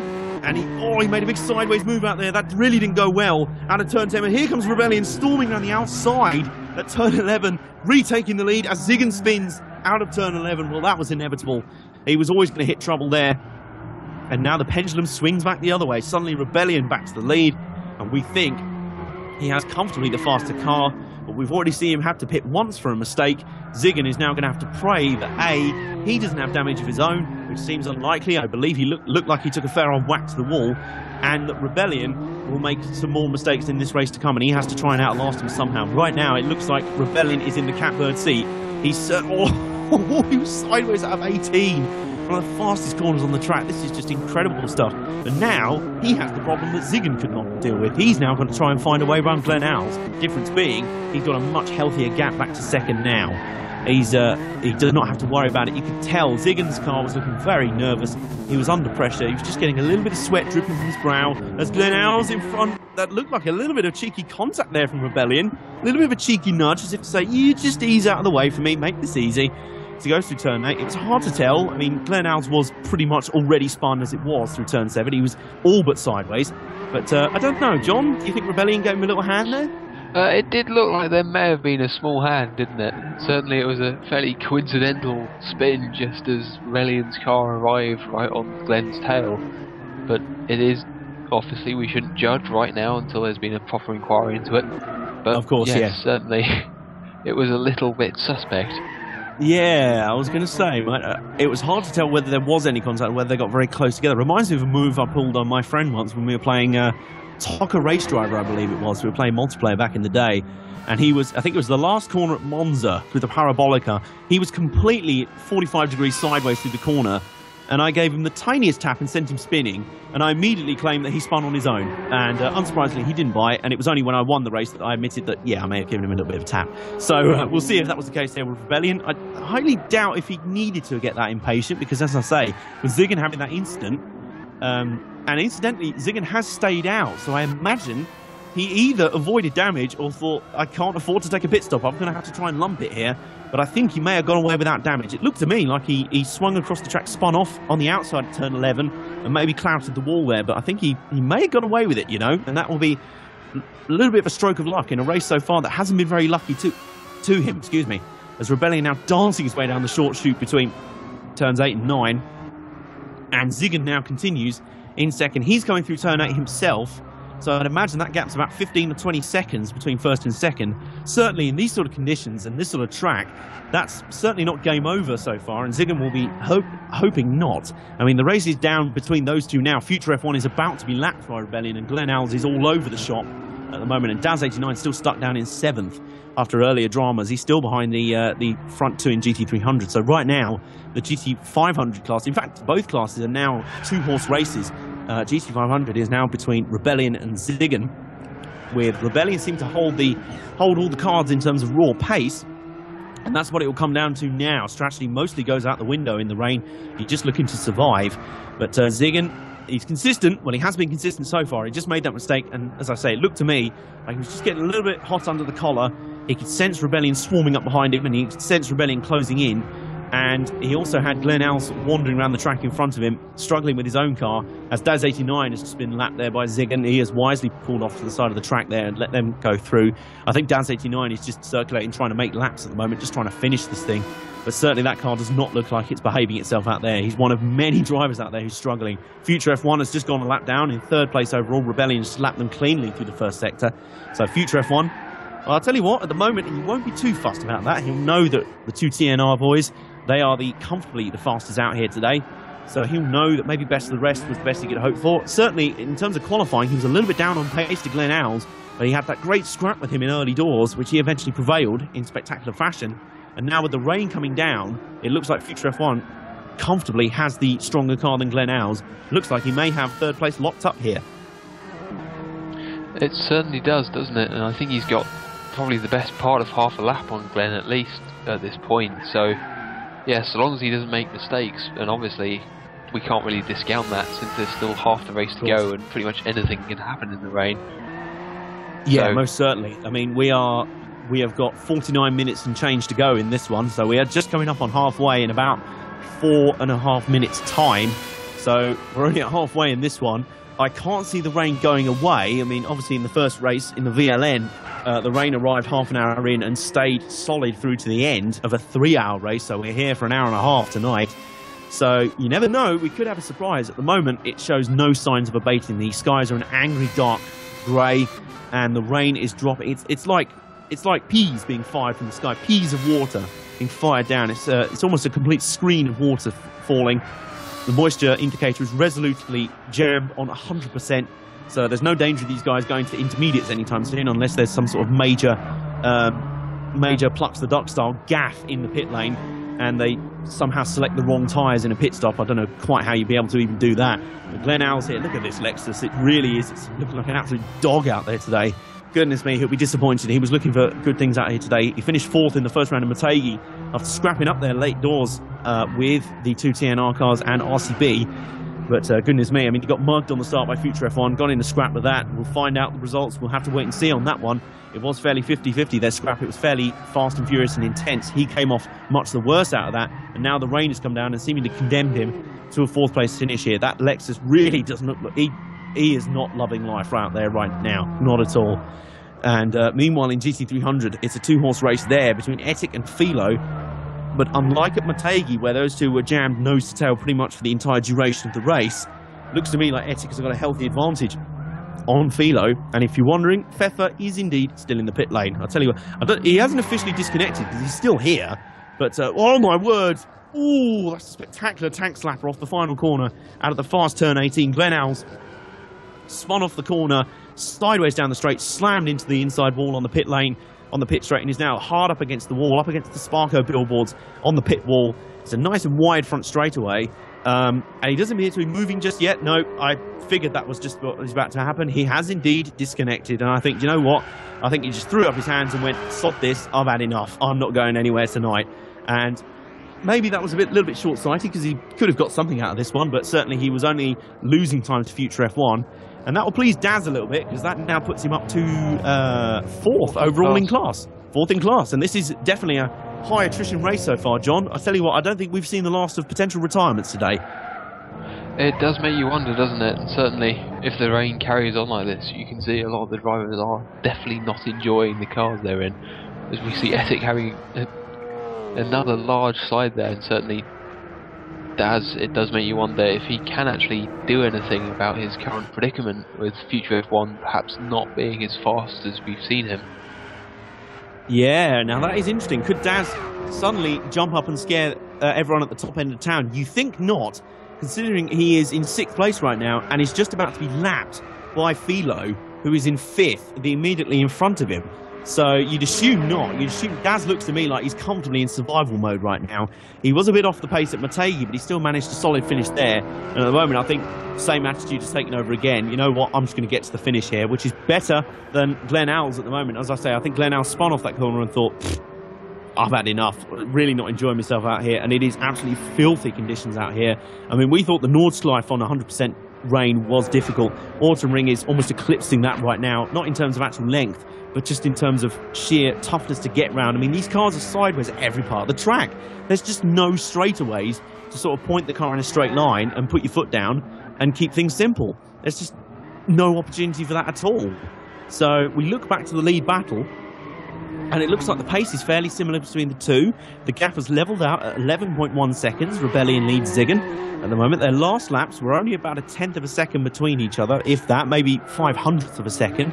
So the pace seems to have levelled out. Maybe Rebellion is being calm here. We've got a spin in turn 17 on our track map here, and looks like someone's gone wide into the wall at turn 18. I'm not entirely sure what that was. In fact, that was Rebellion. That was Rebellion. Got timing screens now. And the track map there was showing someone spun at turn 17, and it looked like the little marker for Rebellion hit some sort of trouble there, as Pfeffer has finally thrown in the towel and run up the white flag and quit the room. We're now down to 6 entries, 4 in GT500 and 2 in GT300. So right now, this is a case of survival of the fittest, or perhaps survival of the ones with the biggest water wings. As Rebellion continues on, doesn't seem to have been affected too much by that incident. Someone has spun again. I don't know who that is in the middle of the track, and he's now down in the turn 3 and 4 S's. We're still on the track map here. We're still on the timing screen, rather. So it's hard to tell what that dot is. Someone spun out of turn 8 as well. Goodness me, this is swiftly turning into a farce out here. That was Daz89, actually. We think it's Daz89 who's having big problems out on the track. He's really not having fun out there today. Future F1 has just gone by to lap him, we think, for the second time. So Daz out there desperately trying to hang on to the finish. I'll tell you what, they're going to have to do a lot of hanging on here. We are 44 minutes away from the finish here. We've just ticked over 45 minutes. And Future F1 has now spun in third place. I think you're struggling to find people who are actually going in a straight line at the moment. This is quickly turning into some sort of car-based gymnastics out there. And Rebellion nearly got caught in some issues there. We believe it was Daz89 who spun in turn 17. And it looks like Rebellion avoided him because he's continuing on for now. But goodness me, I'll tell you what, I don't think... We thought a race was going to break out, but at the moment it looks like the University Boat Race is the only race breaking out right now. This is surely, John, just a battle for survival from here on in. Yes, you do wonder how many of the drivers brought oars, but certainly it does seem that it's going to be whoever can really manage the car the best at the moment, rather than who's actually driving the fastest with it. As we see Ziggin having a big moment there through turn 1 and 2. Really, these cars don't look easy to drive, and certainly after the VLN race that we had last weekend, I was expecting them to be slightly better in the rain, but certainly through here, as we saw, it really did get the best of Glenn on a number of occasions, whereas in the VLN race, as you said, he was almost completely infallible. May I also point out as well, we've lost another one. We've got another casualty. Daz89's thrown in the towel and headed off to the garage to maybe go and sit in the warm and maybe, you know, put his race overalls over a radiator somewhere and go off and have a nice hot shower. I don't blame him, to be honest. It is absolutely soaking out there. Even Rebellion's in trouble here as they come down to turn 16. He is all over the place. At the moment, he is just dancing his way to victory here, and he's got 42 minutes to go to survive. This is literally a case now of survival of the fittest and survival of the sharpest. Who can avoid the wall and avoid the errors enough? So we've got 5 cars left. We started with 9. We have 5 left as we're just over halfway in Core Super GT Round 2 here at the Autumn Ring. It is on 100% wet. The rain is pouring here as Rebellion is basically attacking every single corner, Sebastian Loeb style, almost completely 45 degrees sideways. It looks more like a World Rallycross event out here today, the way the angles he's attacking every corner. I tell you what, seems to be working because he's holding a comfortable lead at the moment. Oh my word. He was sideways almost completely the entire length of the straightaway between turns 8 and 9. You almost can't do that, goodness me. If you have a hat on, tip it for Rebellion now. He's putting on a masterclass out here in the wet conditions. Ziggin, meanwhile, still second. He was the pace setter in the dry, but has appeared to have faded a bit in the wet. We think he's about 10 or 15 seconds behind Rebellion. So the lead battle still fairly close. That could still go either way. Future F1 is a lap down in third, so we think he's fairly secure there. Well, actually, he's now last of all the GT500 runners, so assuming he makes the finish, a podium finish is all his. So that's motivation enough. That's enough for Carrot hung in front of him to to hang on in such difficult conditions. Rebellion is just taking turns 14 and 15 completely sideways. He is on the steering lock stops almost at every single corner right now. He looks to be loving it. It's like watching Shane Van Gisbergen out here today. He's absolutely loving life out here. Maybe this is Rebellion's ideal conditions. He's coming up behind Philo at the moment. And is that Etic as well? It is. It seems like the GT300 cars are right next to each other. I thought there was a big gap. Yep, they found each other again. I swear to God, those two cars had magnets attached to them. They could get lost in the Sahara Desert 100 miles apart and they'd find each other. And in fact, we've had a lead change in GT300, and Philo has swept back into the lead in that class as Etic had a bit of trouble through the chicane there. And we're just no one. We're just checking the DNF so far, the retirees. We've had quite a few of them so far. We've had 4 already as Rebellion is making his way through the GT300 runners. There's only 2 of them left now. But goodness me, Etic must be starting to hit problems here. I wonder if he's got a little bit of damage or so. I don't know what kind of wear rates you get on the rain tyres in the full wet, how long they can last. I don't even know, John. Is that really an issue, or is it now just a case of fuel? It tends not to be. I think, as far as I'm aware, once you get into sort of full wet conditions, that it's then you're limited to the fuel tank size as opposed to actually tyre wear. But obviously there's quite a lot more lateral load going through the tyres here than many other circuits. Absolutely. So it could become a factor. Yeah, absolutely. I mean, it does look to me, I mean, there's no real notes, but Rebellion is putting on a show. He's putting on a clinic out here. I mean, I'm pretty sure he thinks he's turned up to a drift event right here. Or as I say, he's a weekend late for the World Rallycross Championships. They were on yesterday over in Argentina. He obviously thinks he's turned up for those because he's sideways through every corner and down every straight. In fact, I think his car is more sideways at the moment. It's about 85% sideways and 15% straight as he's coming up behind Philo here to lap him. Philo is not too fussed about that. He's making hay in the GT300 battle, which is now literally a straight fight between himself and Etic. There's no other runners in that class now. So who's going to get third then in that class? We'd assume Pfeffer, even though he's DNF'd. It does make you wonder, and certainly I have a feeling that many of the cars that have left won't make it even close to the 70% rule. So I imagine quite a lot of non-scorers.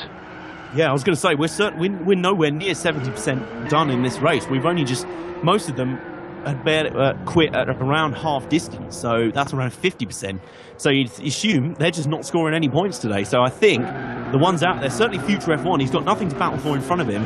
You think now he's just hanging on for a podium finishing class because there's only 3 runners left out on the track as Philo's well sideways through turn 12 as Rebellion up alongside of him. Rebellion being very cautious moving past him. He definitely wasn't mashing about to try and get by. That's a very smart drive from Rebellion. 45 degrees sideways again. He's just dancing. Goodness me, this is like Strictly Come Dancing car edition. It's just poetry in motion out here today. I keep saying this. I mean, it can all go wrong at any moment now. I mean, when you are on the cutting edge, it is very easy to fall off and hack your limbs off. But I'll tell you what, right now, he is dancing on the cutting edge of that knife.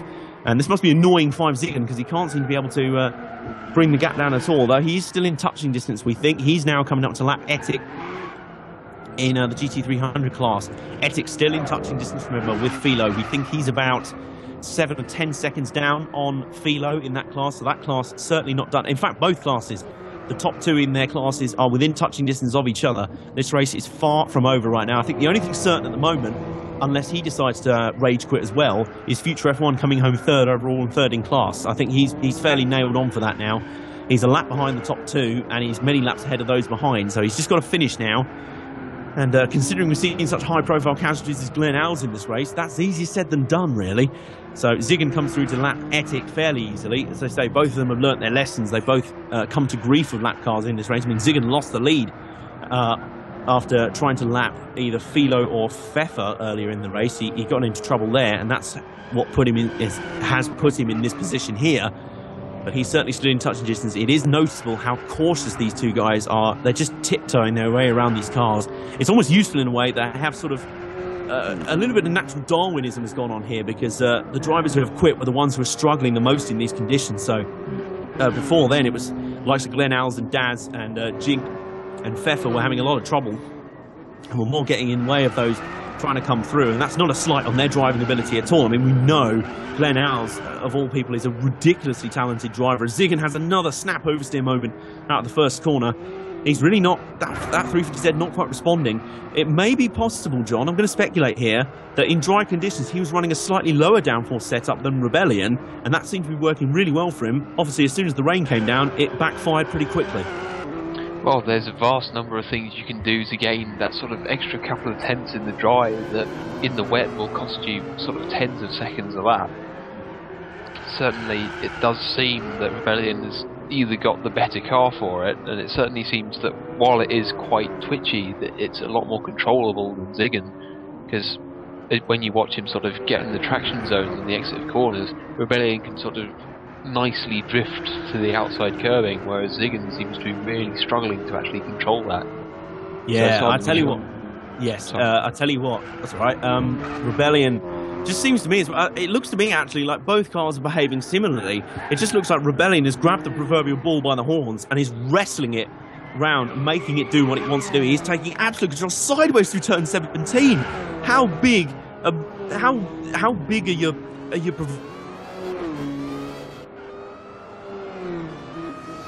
render me speechless. Yes, it certainly seems so, and I imagine Sorry, pardon.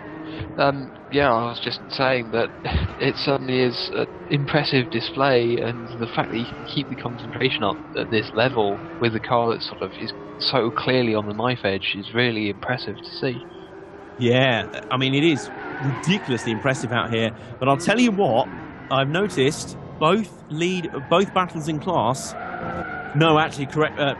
Sorry, I tell a lie. GT300 class has not closed up. That was actually Future F1 lapping TNR Philo coming through. He's just pitted, by the way, so you'd assume he's hit an instant somewhere around the track. That's no problem for him.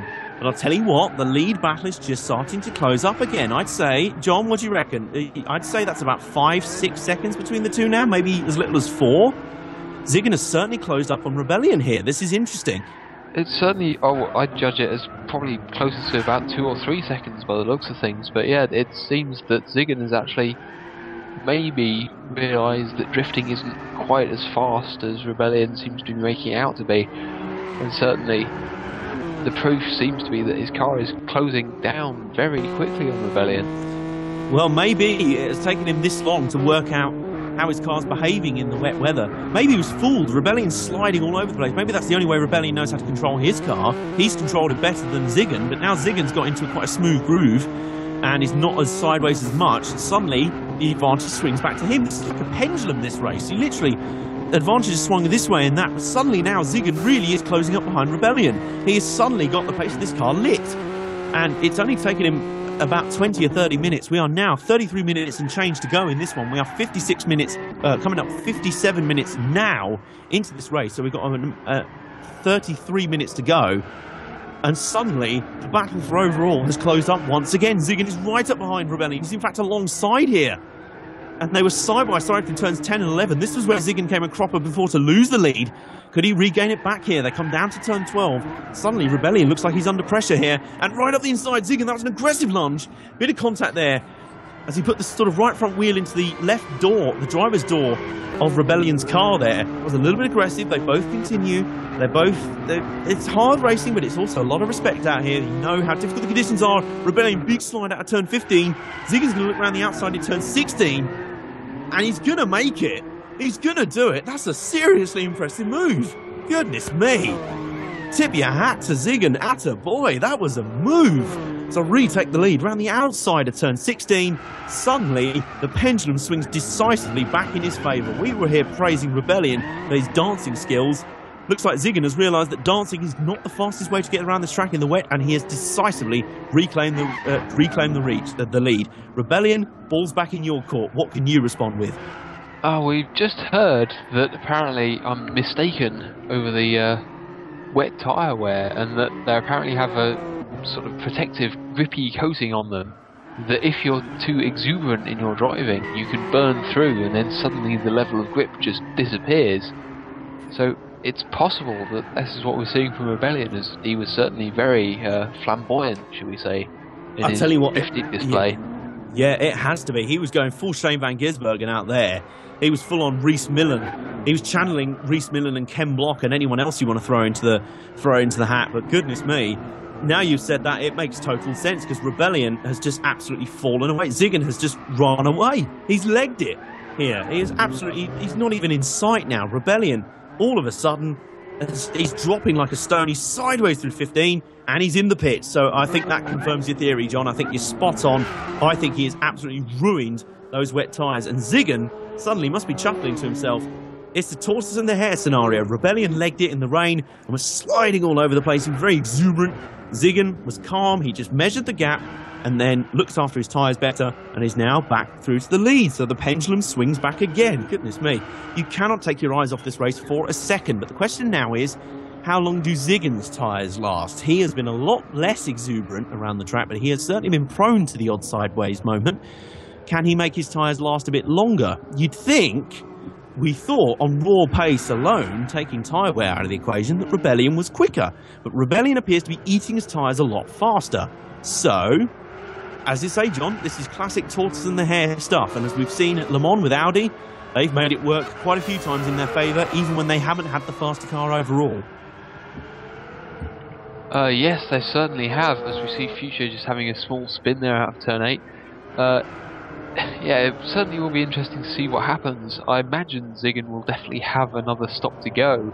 The real question is, who has the more ideal strategy now? Will Ziggin just be wasting time, effectively, on these tyres, as he sort of doesn't do two balanced stints? Or will Rebellion, if sort of pitted too early and by the end of the race, really be struggling again? Yeah. Can I point out something very interesting to you? You know, earlier on in the race, we speculated if a GT300 car has ever finished on the podium.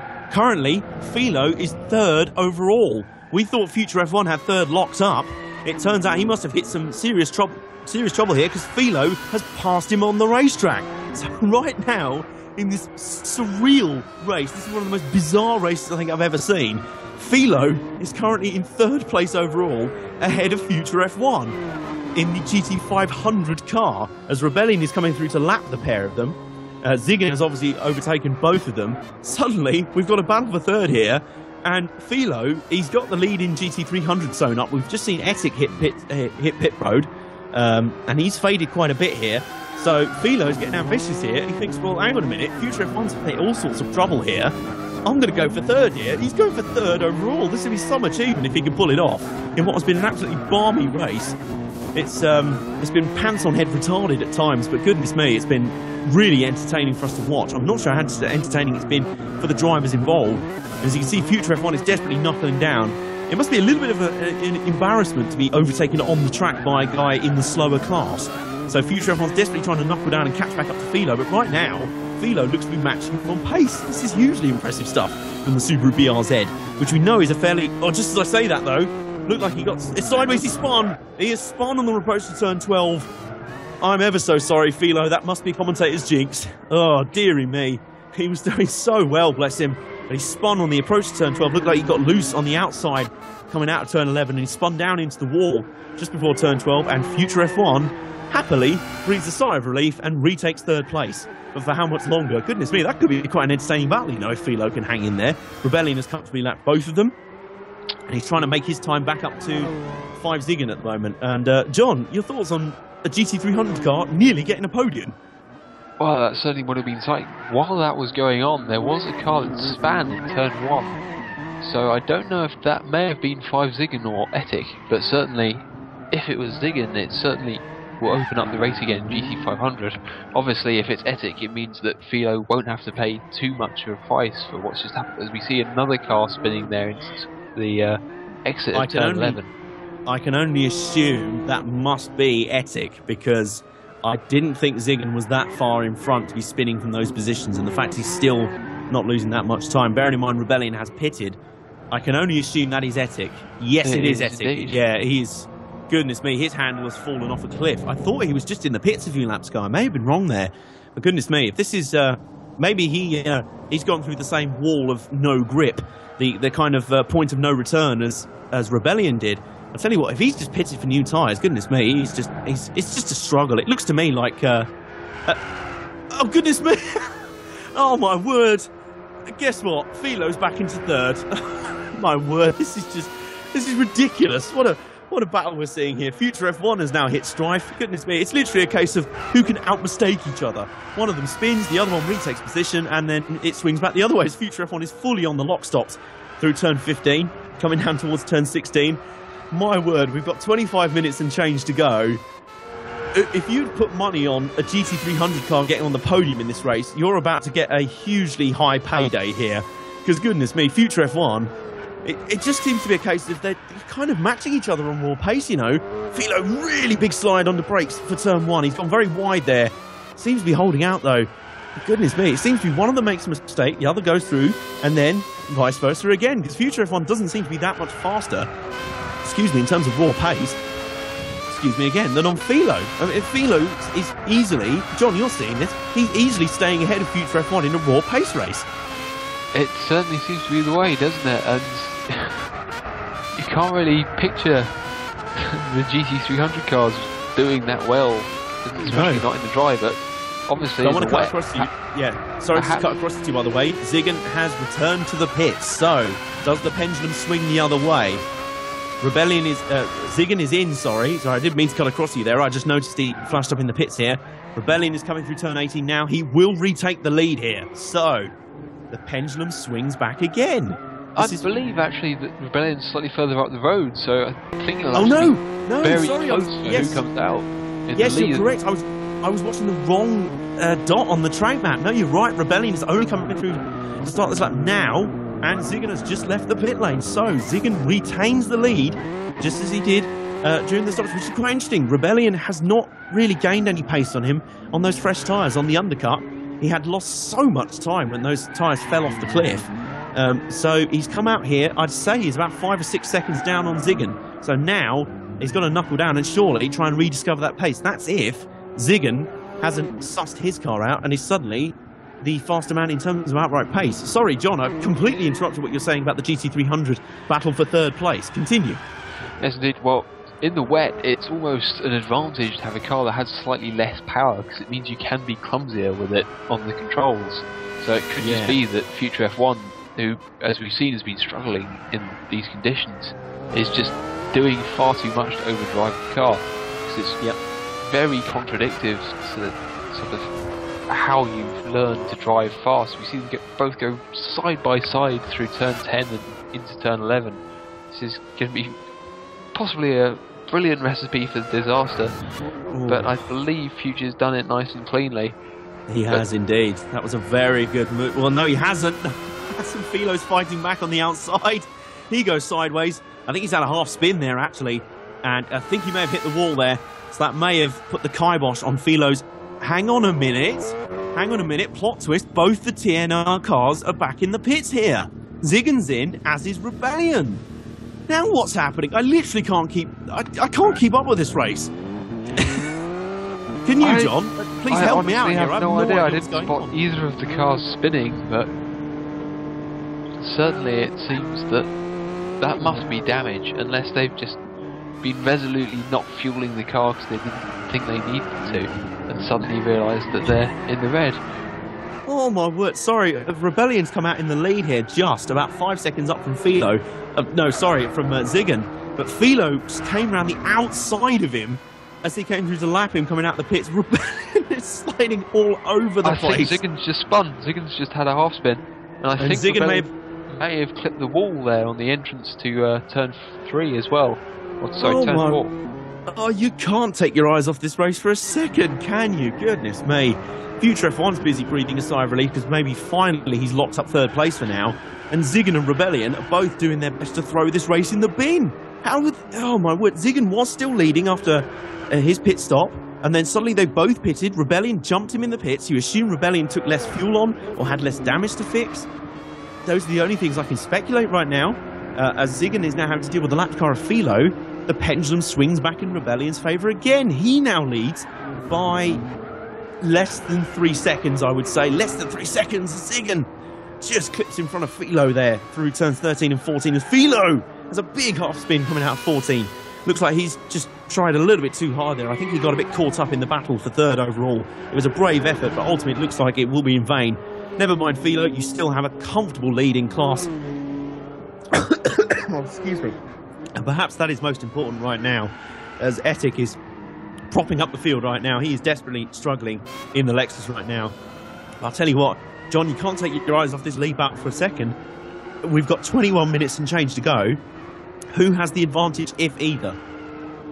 Well, given that we've just seen both in the pits at the same time, it has to be Rebellion at this exact moment in time. But certainly, as we see Ziggin having another big moment coming out of turn 8, I really don't get it. It's just sort of, you see Rebellion sort of being far too hard on his tyres and sliding all over the place, with Ziggin being the more restrained driver and doing better in the lower grip conditions.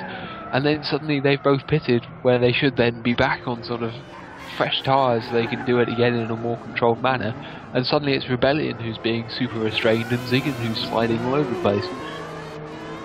I'd hardly say, to be fair, I'd hardly say Rebellion's restrained right now, the lurid angles he's getting in that 350Z. But point taken almost. Ziggin is making more mistakes right now. Future F1 sideways in front of Rebellion as Rebellion comes through to lap him there. Oh, that was close. As if we needed more tension. As we're coming towards 20 minutes to go now.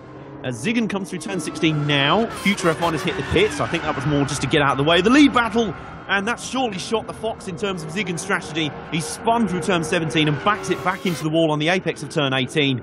Surely that is now game over for Ziggin, unless there is absolute disaster for Rebellion. Meanwhile, Philo's come up to have a play. I think maybe he thinks he's still battling for position. Sadly, he's a lap behind these guys, but he's having fun playing out here today. And he actually, Future F1 has just pitted. Philo back into third place. My brain is hurting with this race right now. It makes absolutely no sense, but it is one of the best races I think I've ever commentated on. It's fantastic. Rain makes everything better pretty much. I mean, the VLN race pretty much settled into a consistent pattern, and it was pretty much decided from about halfway in. But goodness me, there's still battles for the lead, for third overall. I think the only position that's maybe secure is Etik in fifth. He's just trying to survive right now, and I think you may have to do a bit of quick maths here for me, John, but I think Etik has now notched up 70% distance if we're now up to just under 19 minutes to go. Yes, I'd be very surprised if he hasn't, especially since the early running we had in the dry meant he would have accrued more laps quicker back then. Yeah, most certainly so. He has pretty much notched 70% distance. Doesn't look like he's stopping. No, it looks like he wants to go to the end of the race. And just as we're talking about him, he appears, we're tracking Philo at the moment, who is comfortably in third place right now. The only guy behind him on the track map right now is Future F1. Well, you assume that's Future F1. He's just coming out of turn 12 now. So if that's the gap, Philo has got a healthy gap. You know, he's got, I'd say that's about 10 or 15 seconds he's got in hand over Future F1. The battle for a GT300 car to finish on the podium here is still alive. It's looking pretty good here, like an FA Cup set victory here for one of the League 2 underdogs, or the non-league underdogs, versus the Premier League's finest. Philo is the proverbial Dagenham and Redbridge, and Future F1 has to be the proverbial, I don't know, Southampton, West Ham. You get my point anyway. This is just ridiculous stuff. As Philo F1 is now crossing the start-finish line now, where is Philo in relation to that? That looked about 23 seconds, but then Future F1 did have a big spin through turn 18, so I think that's slightly bigger than the gap was previously, but certainly it seems that Philo actually has Future licked on pace and certainly consistency at the moment. Well, I wouldn't quite speak that soon. We still have plenty. Just as we've said that, I'm careful not to jinx Philo again, because I have already commentary cursed him once in this race. So he gets a little bit wide through 11 and he's fully sideways through 12. But that little Subaru really having fun playing out here today. And it's almost like a little mini up against all these GT500 muscle cars. If you ever watched any British touring car races in the 1960s, you watch the little Mini Coopers. They get blown away in a straight line with the superior power and speed of the Mustangs and Camaros and the Falcons and even the sort of Jaguar Mark IIs and Ford Lotus Cortinas. But then in the corners, the little Mini, because it weighs about a tenth as much, it weighs about as much as a gnat with some heavy shopping, it just swarms up the outside of all the muscle cars and goes, hey guys, this is where I'm really strong. And the little muscle cars, it's like trying to swat a little annoying fly. But right now, Philo is in the Mini Cooper role. He's light and nimble, and as you said, John, much less power in that car means he can be a little bit more aggressive with the throttle, because it won't spin out quite as much, or it won't wheel spin quite as much in such filthy conditions, and it's paying dividends. And it really seems to me, just as I say that, I don't want to jinx him, He almost completely spun through turn 5 and 6 there. That was very close. He just about carries on full sideways through turn 8, sorry.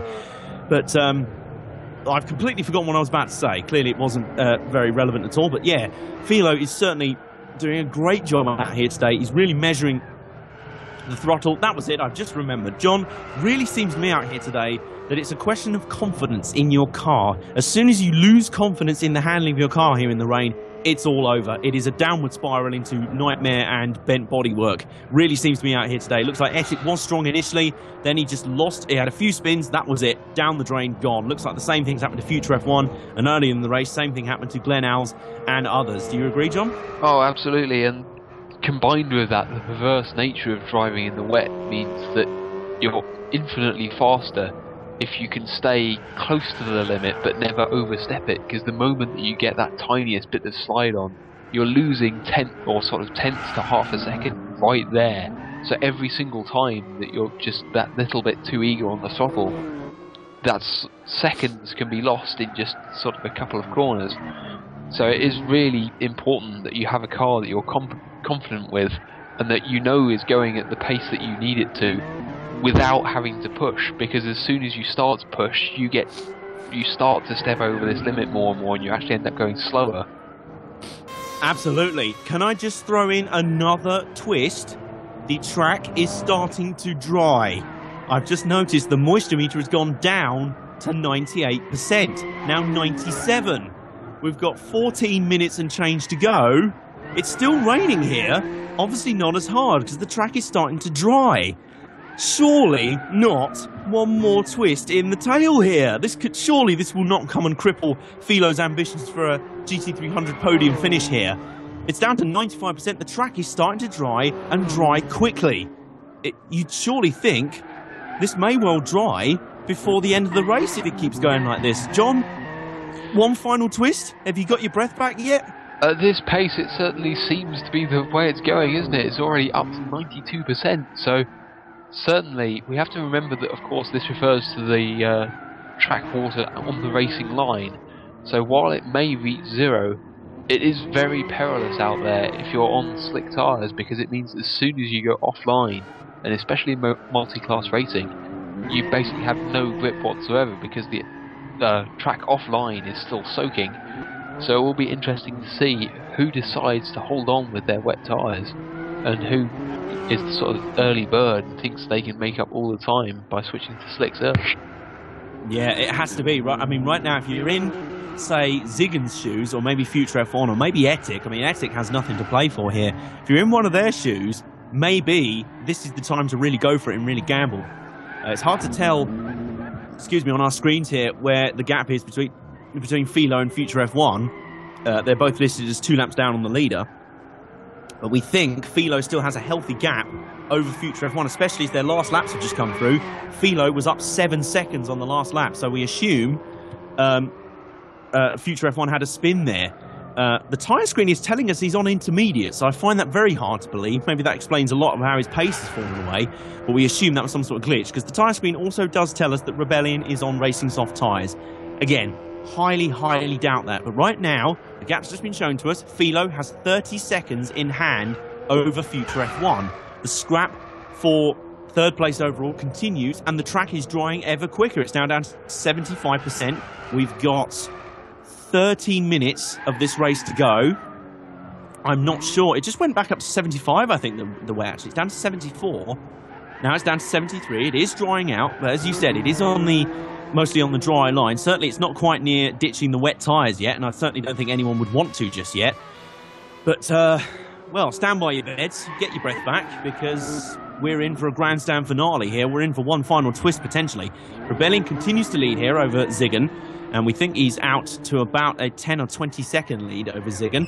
But as we know, Ziggen was faster in the bone dry conditions. He was faster in those conditions. So, does the track dry quick enough? It is literally drying as fast as it got wet earlier. I mean, earlier on, it was literally, the percentage was going up by the numbers. It's now going down, I imagine. Let's have a look here. 63%. It seems to be about 20% a minute. So 20% a minute, yeah, I would say it's going down about 1% every 5 seconds right now. It is dropping drastically. It's definitely going to dry out before the end of this race. which has very interesting repercussions. It has major repercussions for third place, and I feel desperately sorry for Philo if this is the case, because in the dry, Future F1 is surely going to gobble up the GT300 car, but will he have the time to do it? You think you have to wait until the point before it's dried out and then everyone go on to slick tyres again. We're now at 55%. When do we now have a situation where we go back to intermediates and then back to dry? They could quite happily go back to intermediates now, but certainly with the rate that it's drying, you can't help but think most of them are going to try and stay out on these wets as long as possible and then go directly to the slicks. Yeah, well, you say that. Philo is in the pit lane. He's just hit the pits. We assume it wasn't for a mistake of some kind. It wasn't for damage. Is this a late strategy call to try and protect third place from Future F1? It's a desperate last roll of the dice here. It's down to 45%. Maybe he's sticking on some intermediates for this final section. We've got 10 minutes and change to go. This may be a bold last throw of the dice here from Philo. Here comes Future F1. He's going to reclaim third. The pendulum swings back again. But this isn't done yet, I'll tell you what. This is not secure by any means for Future F1. It's down to 39% now. This track is drying rapidly. It is a bit surreal, really, because there's still rain falling on the track, but it's very surreal. It's down to 36%. It is drying so quickly right now. Philo has rejoined, not that far. I'd say about 5-10 seconds behind Future F1. So this remains close. If Future F1 has to pit for a change of tyres, it hands it straight back to Philo again. And in these late stages, you'd imagine Future F1 thinks, right, we've got 9 minutes and change to go. I'm going to stay out and desperately try and make this one work.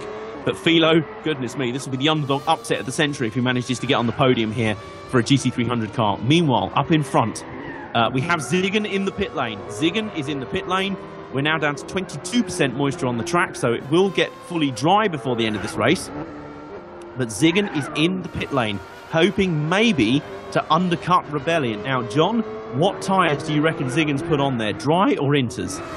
I think if he's put on anything other than slicks, then he's made the wrong call at this moment in time. Just because, well, I think if you're going to make a tyre change, it's got to be slicks at this moment, just because otherwise you may as well have stuck it out with the wets and just sort of accepted that there's not long left in the race and hope that you lose less than that 30-40 seconds that the pit stop takes. Absolutely, as Rebellion is now in the pit, so he's obviously seen Ziggin's move and he raises his own. So he's basically trying to reply to what Ziggin's doing, match him. So you'd assume as well he's got to put on dry tyres. It's now down to 2%. By the end of this current lap, it will be fully dry. But Ziggin is still way behind at the moment. But as we saw earlier, he was the faster car in the dry. Just about. Oh, and I think that's completely shot the fox. Just as I say that, Ziggin has had a half spin down at turn 12 and punted the inside barrier. And I think that may well, in this race of many, many twists, that may well be the final blow to Ziggin's chances here. That may have just handed a vital advantage to Rebellion that may not be recoverable for Ziggin here. He won't pit this time, definitely not. He's got to stay out and soldier on, but I think he's definitely got some damage there. We've got 8 minutes to go in this one. And Philo is out there in 4th place, and Future F1 is starting to pull away here. So I'd imagine Future F1 is going to tough it out on wet tyres here for the final 7 minutes or so, and just try and lock up that 3rd place. But it's a risky strategy here, and I'll tell you what, Philo deserves all credit for pushing him that hard and nearly getting a GT300 car on the podium here. Massively brave effort. As you say that, Future F1 has in fact come into the pit lane, so Philo has gone through. Oh my goodness, it swings back again. Goodness me, the upset is still on. This is like an FA Cup tie that's gone to extra time and now he's in a penalty shootout. Goodness me, Philo just will not quit, will he? This is ridiculous. Future F1 has indeed pitted. Evidently he thought his wet tyres were just completely knackered. He had not made any sort of pit stop since the track was starting to dry out. So obviously he's now thrown on slicks. We know GT500 cars are massively quick. Compared in the dry, compared to GT300 cars. Sorry, Rebellion had a half spin in turn 1 there. That's not what he needed right now. But now the battle this is ultimate tortoise and the hare stuff, folks. The battle now is between Philo in 3rd in a GT300. Yes, do not adjust your set. That's a Subaru BRZ GT300, who is in 3rd place right now, and Future F1 in 4th in a GT500 Honda HSV 010. So, Future F1 has just pitted for slicks. You'd imagine Philo is also on slicks. On a regular lap, the GT 500 cars are often, well, in qualifying, they were about 3 seconds a lap quicker than the GT 300 cars. That was in qualifying trim. Future F1 now has to try and find all the raw pace he can get here. As we're tracking Rebellion right now, it looks like he has got this one made after a ridiculously and crazy race out here. He's kept his head just about, even when it looked like he may have thrown it away with 3/4 of the race done. He has hung tough and held his cool, and it looks like he's got this one done here. But the battle right now, the main attention is... Oh, just as I've done it again, haven't I, John? I've done it again. Rebellion, just as I say that, massive slide through turn 17. He's tank slapped the wall at turn 18. But I think, honestly, we've got 5 minutes and change to go. He's got a healthy gap back to second. I think right now he's just gonna have enough in hand to tough it out and get home. But the battle, as I said, is now for third place between Philo in the, I'll say it again, GT 300 Subaru and Future F1 in fourth in the GT 500 Honda HSV 010. I hope I've made that clear. Oh, Rebellion's had a spin at turn 9. Seriously, I just said you've got this one made. Don't throw it away. Oh, John, this race is... My head hurts. This race has been absolutely insane. Yes, it certainly seems like many of the drivers are in fact listening to what you're saying and just doing the opposite just to prove you wrong. But ultimate commentator's curse out here today. This is ridiculous. Rebellion's now fallen off at turn 12 and hit the wall. He's trying to hand this race to Ziggin, I swear. Someone get a memo over to Ziggin, get your arse in gear and get up there, because Rebellion is doing his best to lose this race. 4 minutes and change to go, and what? Rebellion has go on. Sorry, it's exactly what I was saying. If you watch the cars when they're on the racing line, they don't have rooster tails. They've got all that extra grip. But then the moment they get offline, they just have none. So the car just slides off the track, and you can see it happening at sort of ridiculously slow speed, and yet it keeps going. Well, that's where I guess, sorry, I winced there while you were talking because Etik had spun at turn 17 and he just recovered. Rebellion went flying past him merely inches away at full speed. That was very close. But Future F1, I think the cup set may well finally be complete for Philo. He is fun. No, actually, I'm going to take that back because my previous record in this race, Philo's going to explode and end up a tree in a minute, having said that. So Future F1 has had a spin and run wide at turn 1. We assume that's handed enough of an advantage to Philo, unless that's Philo, the next dot up the track on the track map, going through turn 12 now, in which case Future F1 is hunting him down. But we're not entirely sure who that is. I don't think that would be Etik, would it? No, that wouldn't be Etik. I've got a sneaking suspicion that's Philo, you know. Goodness me. It is Philo. But now we've had a spin at turns 13 and 14. If that's Future F1, surely that has shot the fox now. It is. It is, just as I think my brain hurts. Goodness me, it's been impossible to keep up on this race today. My word. Rebellion comes across the line. He's only got a couple of laps to go, and he's got easily the best part of a good half lap here. We've had another spin on the front straight. I think that's Future F1 again. I think he has completely thrown this one away. Finally, it's all fallen apart for him. He's not been able to adjust back to dry conditions. And as you said, John, correctly, these cars rely so much on aerodynamic grip. And on slick tyres and in slow corners, where they haven't got that much aero, not that much air passing over the car, they don't have that much downforce, you put one tyre off into the wet and slick tyres, it's all over. It's gone. Yes, absolutely, and it certainly seems that Future has had the best of his race so far, and it's definitely behind him at this moment in time, as Philo is sailing on strong, as, now it's my turn to put the curse of the commentator on, I imagine, and we see Rebellion having another enormous slide coming out of turn 12. I believe that he's driven away from Ziggin quite a lot now, so he should be reasonably secure. But certainly, I think he has. It does. Yeah, seem we say that. We say. Sorry, it does seem that all the cars are sort of moments away from throwing away their result. In fact, it looks like he's about to lap Ziggin. Oh my word! Well, yes, he has. Well, it has all fallen apart at the last for Ziggin. It has completely fallen apart. We thought he may have a late chance at glory here. Maybe he's now just wanting to have a final battle, Rebellion, but he is now a lap down. So Rebellion I think I can throw as many commentary curses at you as I like. You're not going to lose this one now. You're going to have to do something spectacularly wrong to throw this one away. Now he's getting pretty aggressive with Philo to put him a lap down. And Philo is not budging here. Philo is the plucky little underdog that could here. He is the GT300 that could. Meanwhile, Ziggin is getting aggressive with Rebellion here, knowing it's not going to make a jot of difference to the race result. He's a lap down on these two. So he's now racing for pride more than anything else. So he unlaps himself and goes around Philo, and then Rebellion just gives him a little bit of hip and shoulder moving past Philo as well. Philo will not care. He will make history out here today. Well, this has been the inaugural season for Super GT in the Core Racing League, but he's going to make history as the first ever GT300 car to get an outright podium in this series. That has been, if you want a summary, a nutshell description of just how bonkers this race has been today, that's it. A GT300 car is going to finish on the podium. That's how crazy today's race has been. As Rebellion comes across the line, we assume for the final time. We've got 40 seconds to go on the clock. I don't know if they do a +1 lap rule here. I don't think they do. I think when the clock stops, that is the final lap. So, that's it, yeah. That is correct, yeah. So Rebellion, this will be his final lap here. He's just going to shadow Ziggin home. Just kind of embarrass him a little bit, I guess, as Ziggin is now the best part of a lap down. Goodness me, that was a battle that swung this way and that. And I swear to God, we have not been able to... This race has only really been settled in about the final 5 minutes. So pretty much the same as Motegi all over again then. Except without as quite a close GT300 battle. Now Ziggin's run wide to the front of Rebellion. They're just having a little play among themselves now. They know this will make not a jot of difference in the race results. So they're just having a play among themselves right now. And this is the final lap. We've clicked down to 0. 90 minutes is up. As Rebellion comes through turn 12 for the final lap, for the final time, he will complete 66 laps of Autumn Ring in what has been easily one of the craziest races I think I've ever seen. And Ziggin very politely lets him through to enjoy his cruise across the line to victory here. And Ziggin will shadow him. It's going to be a Le Mans style formation finish, I think, between those two. As they come across the line, they're going to come across the line in formation.